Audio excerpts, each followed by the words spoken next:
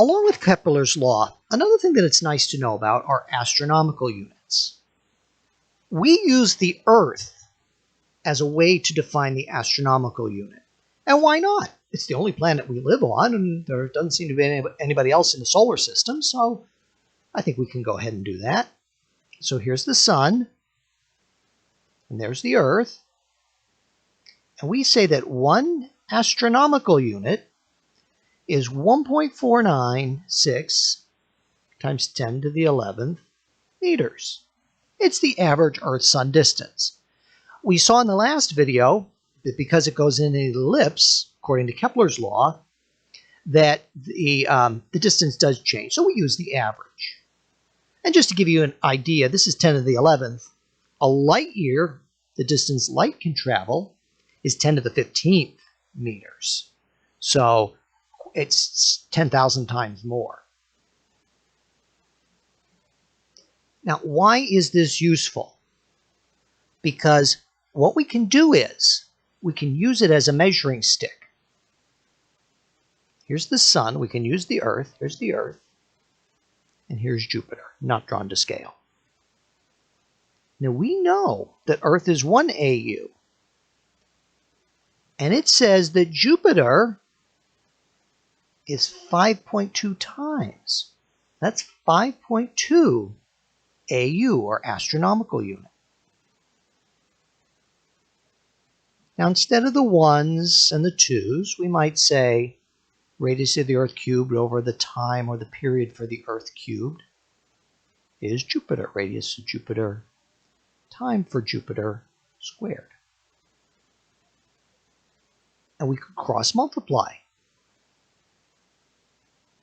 Radius of the Earth cubed, time for Jupiter squared, is radius of Jupiter cubed, time for the Earth squared. And then let's divide over the radius of the Earth cubed. And we're going to see this on the next slide.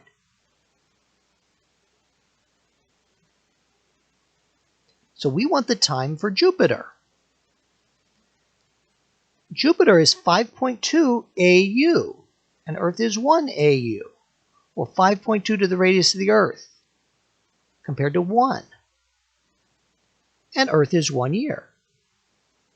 So we get 5.2 cubed, 1 squared, well, 1 squared is 1, and 1 cubed on the bottom is also 1. So all we have to do is do 5.2 cubed. Be careful, though. It's time for Jupiter squared. So we get 141 years squared. We might be tempted, or we might forget and leave it that way. I mean, anybody can make a mistake. So don't forget we have to take a square root. And we can safely take the square root of both sides. I know that you can't in math, because in math it's an issue. You would maybe want the negative root. We don't care about the negative root. So the time for Jupiter is 11.9 years.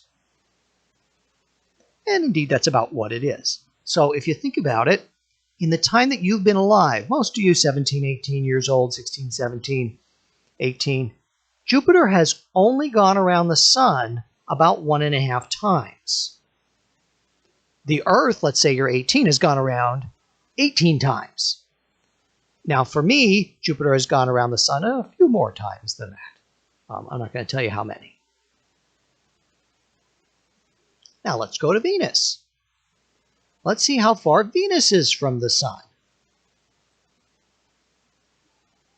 So what we did was I had radius of Venus cubed over time for Venus squared is radius of the Earth cubed over time for the Earth squared. And I just multiplied both sides by the time for Venus squared, which is called the period.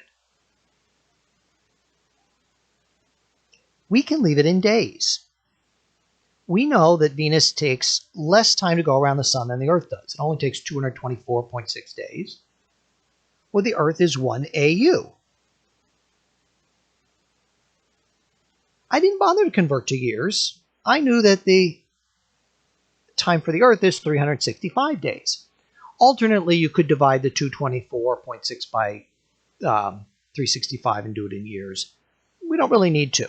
These are both days. That's fine. Now, a problem is that we get our answer, but it's still cubed. So remember, we have to take the cube root or raise it to the 1/3 on our calculators. If you raise it to the 1/3, no problem, but I would put the 1/3 in parentheses. And this is what we would expect.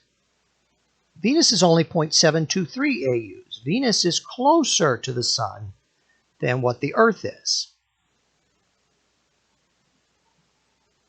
But we might want to get the actual number, so I took the 0.723 AUs. 1 AU is the distance that the Earth is, 1.496 times 10 to the 8th. And yeah, Venus is closer to the sun than what the Earth is.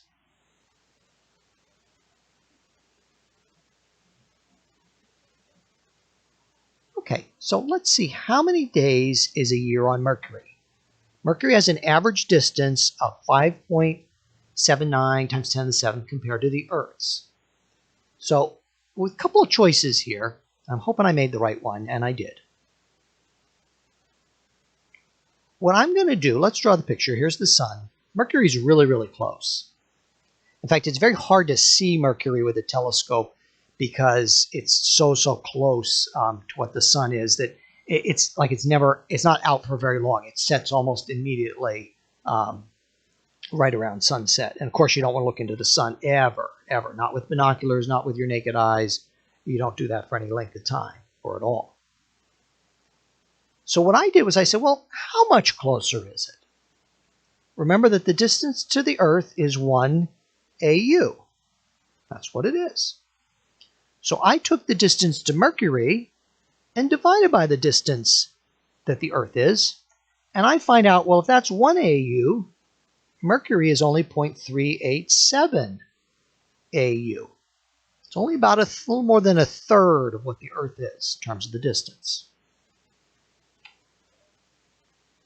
Now let's see what we got. We've got Kepler's law.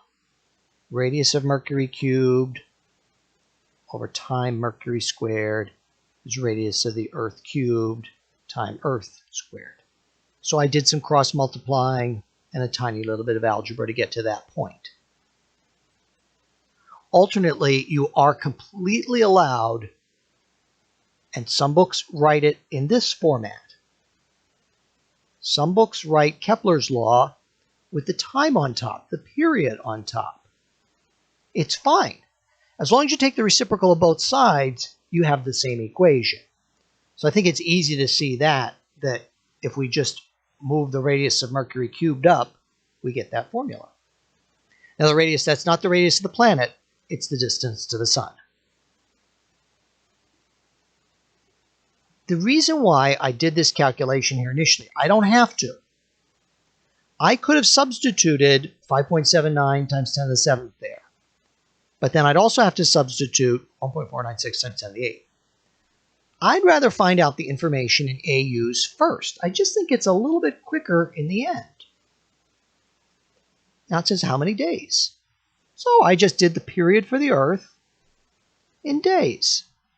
Totally legal. We don't have to go to seconds and be worried about going to seconds the way we always are. It's just then that our answer will be in seconds. Or in days, excuse me, will be in days. Because we use 365 days. So there's the time for Mercury squared, the period for Mercury squared. And that's easy enough to take a square root. And Mercury is only about 87.9 days is what it takes for it to go around the sun. A lot less than what it takes the Earth.